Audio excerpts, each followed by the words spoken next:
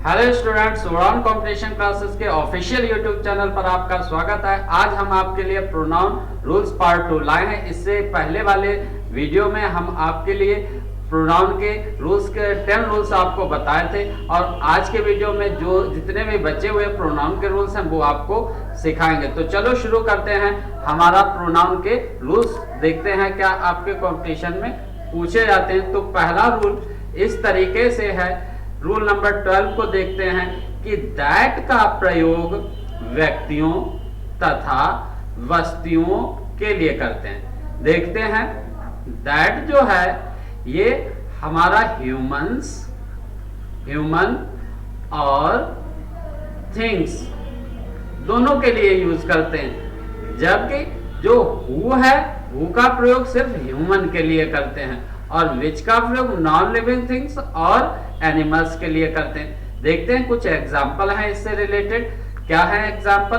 पहला एग्जाम्पल है कि she behaved in such a manner that I had not hoped. उसने उस तरीके का व्यवहार किया जिसकी मैंने आशा नहीं की थी। नेक्स्ट एग्जाम्पल है the plane that landed an hour ago came from Bangkok. जो प्लेन 1 घंटे पहले आया वह बैंकॉक से आया था। तो बढ़ते हैं रूल नंबर 13 क्या कहता है। रूल नंबर 13 ये है कि यदि एंटीसीडेंट से पहले सेम या सच का प्रयोग हो तो उसके बाद जनरली रिलेटिव प्रोनाउन एज लगता है। इसको हम इस रूल को अपने साधारण शब्दों में इस तरीके से कह सकते हैं कि सेम और सच के बाद एज का प्रयोग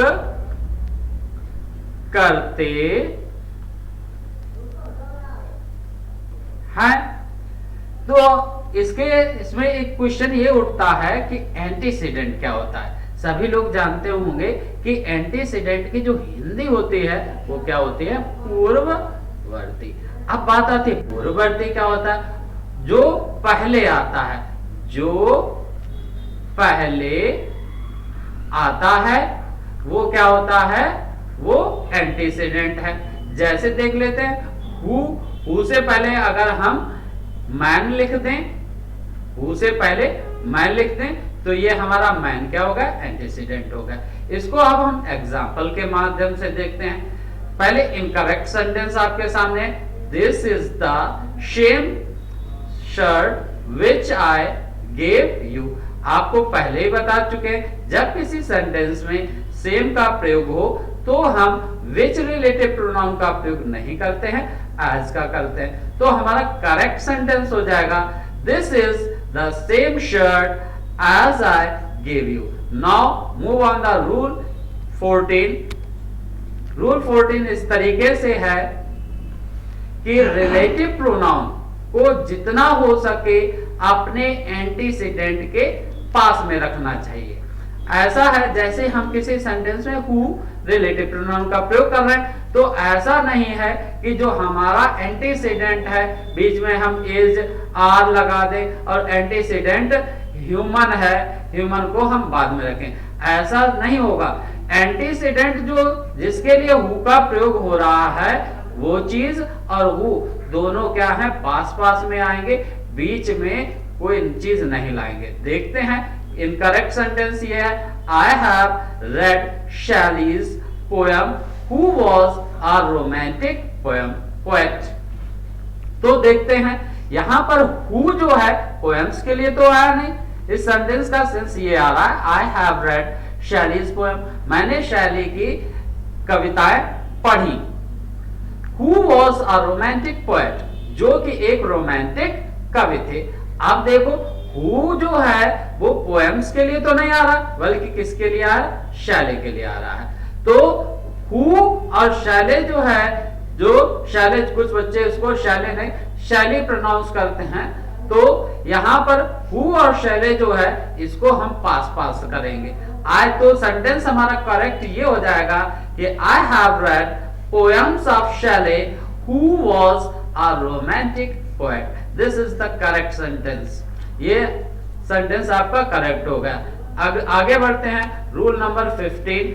रूल नंबर 15 जो है रिफ्लेक्सिव प्रोनाउन से संबंधित है। आप जान ले, इससे पहले जो फर्स्ट वीडियो प्रोनाउन का था, उस फर्स्ट प्रोनाउन के वीडियो में हमने आपको जो रिफ्लेक्सिव प्रोनाउन कौन कौन से होते हैं, एम्फैटिक प्रोनाउन कौन से होते हैं, उसको बताया। जो बच्चे हमसे अभी नए जुड़े हैं वो प्रोनाउन के फर्स्ट वीडियो पर जाकर देख सकते हैं कि रिफ्लेक्सिव प्रोनाउन क्या होता है। और शॉर्ट में भी हम बता दे रहे हैं जो हमारे पॉजेसिव प्रोनाउन जैसे माय हुआ, सॉरी, जो हमारे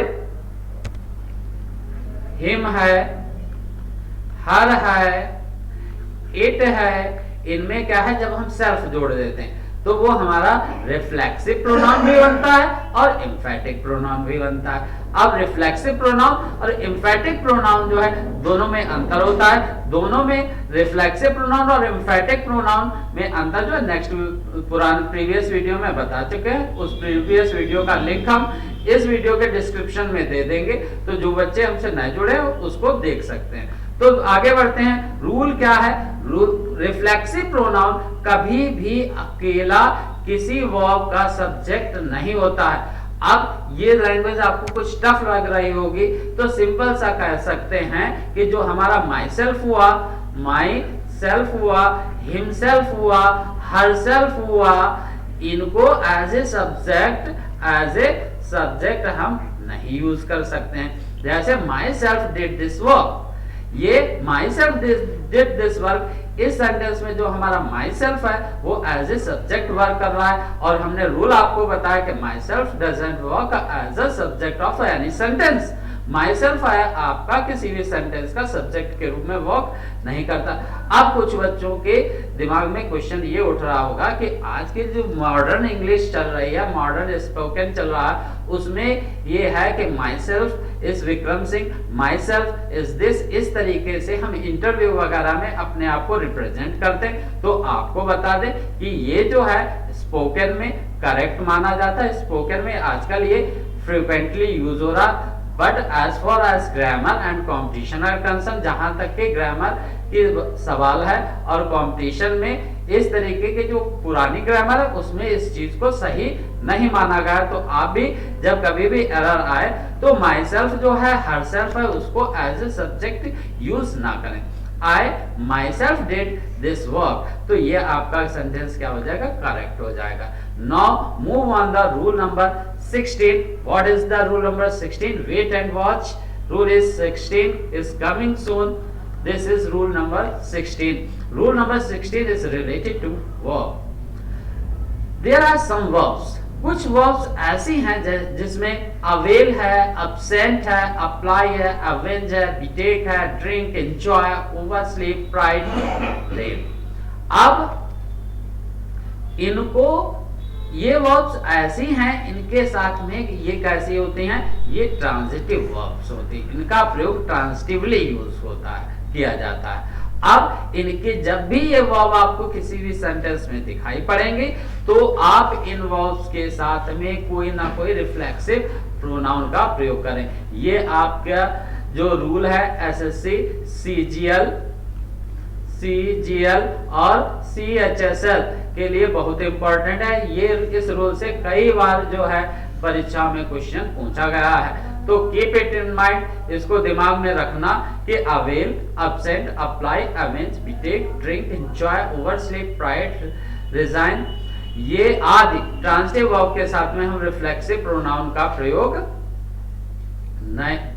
करते हैं। इसको एग्जाम्पल के माध्यम से भी देख सकते हैं। The girls absented themselves from the class. अगर एग्जाम में आपका इस तरीके से लिखा हो, क्या लिखा हो कि the girls absented themselves from the class, और यहाँ पर themselves का प्रयोग ना हो तो आप तुरंत इसी पार्ट में टिक मारेंगे, क्योंकि जब भी absent आएगा तो उसके साथ में कोई ना कोई रिफ्लेक्सिव प्रोनाउन होना जरूरी है। तो यहाँ पर themselves का अगर प्रयोग नहीं होता तो सेंटेंस आपका इनकरेक्ट हो जाएगा। तो नेक्स्ट एग्जांपल है वी एंजॉयड आवरसेल्व्स। एंजॉय जो है आपका ट्रांसिटिवली प्रयोग होता है और इसके साथ में हम कोई ना कोई रिफ्लेक्सिव प्रोनाउन का प्रयोग करते हैं। अगर सेंटेंस में आवरसेल्फ या इसके एंजॉय के बाद में कोई भी रिफ्लेक्सिव प्रोनाउन का प्रयोग नहीं हुआ हो तो आप लोग जो है उसी पार्ट को एरर मानेंगे। तो आगे बढ़ते हैं। रूल नंबर 17 कुछ इस तरीके से है। रूल नंबर 17 जो है वो ये कह रहा है कि दो व्यक्तियों या वस्तुओं के लिए ईदर और नीदर का प्रयोग करते हैं। शॉर्ट में कह सकते हैं अगर दो व्यक्ति की बात हो, ठीक, ध्यान दें, अगर दो व्यक्ति की बात हो तो हम पॉजिटिव के लिए ईदर और अगर हमें नेगेटिव में अर्थ देना है तो नीदर का प्रयोग करते हैं, तथा दो से अधिक व्यक्ति या वस्तुओं के लिए एनी या नन का प्रयोग करना चाहिए। जैसे कि अब इसको इनकरेक्ट के माध्यम से देखते हैं। अगर इस तरीके से दिया गया हो कि any of these two children has stolen your pencil। आप देखते हैं अभी आपको बताया जब दो की बात हो रही हो तब हम किसका प्रयोग करते हैं? दो की बात के लिए ईदर या नीदर का, और सेंस हमें निगेटिव में देना है। तो दोनों में से किसी भी बच्चे ने पेंसिल नहीं चुरा रही है तो निगेटिव सेंस देना है तो ईदर तो नहीं करेंगे, क्या कर देंगे? नीदर का प्रयोग कर देंगे। तो यह सेंटेंस आपका करेक्ट हो जाएगा। आगे बढ़ते हैं। Move on the next example. None of the sportsman of our school could get a medal in swimming.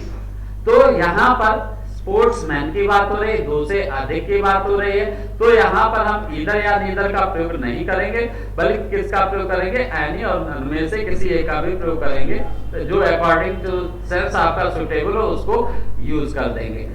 आगे बढ़ते हैं। रूल नंबर 18 इस तरीके से है। क्या 18 बता रहा है? यदि वाक्य में इंडेफिनिट प्रोनाउन, इंडेफिनिट प्रोनाउन कौन से होते हैं? जो जिसमें चीजें जो निश्चित नहीं होती। यदि वाक्य में इंडेफिनिट प्रोनाउन वन का प्रयोग हुआ, किसका प्रयोग हुआ? वन का प्रयोग हुआ हो तो अंत तक प्रोनाउन के स्थान पर हम वन का ही प्रयोग करेंगे। ठीक, जैसे कि देखो वन आया, one should do his duty. अब वन के साथ में हम अपने का सेंस देने के लिए हिज का प्रयोग नहीं करेंगे बल्कि किसका प्रयोग करेंगे? वंस का करेंगे। तो यहीं पर हमारी एरर हो जाएगी। One should do once duty, this is the correct sentence. आज की क्लास में इतना ही। अब आपके प्रोनाउन से जितने भी इंपॉर्टेंट हो आपके कॉम्पिटिटिव एग्जाम में पूछे जाते हैं वो सब आपको बता दिए गए हैं। तो आगे की जो नेक्स्ट वीडियो आएगी उसमें प्रोनाउन से रिलेटेड जो एरर पूछी जाती है आपके एग्जाम में उन एरर्स को लेकर आएंगे। अगर वीडियो अच्छा लगा तो वीडियो को लाइक, शेयर और सब्सक्राइब कर दे। Thank you class.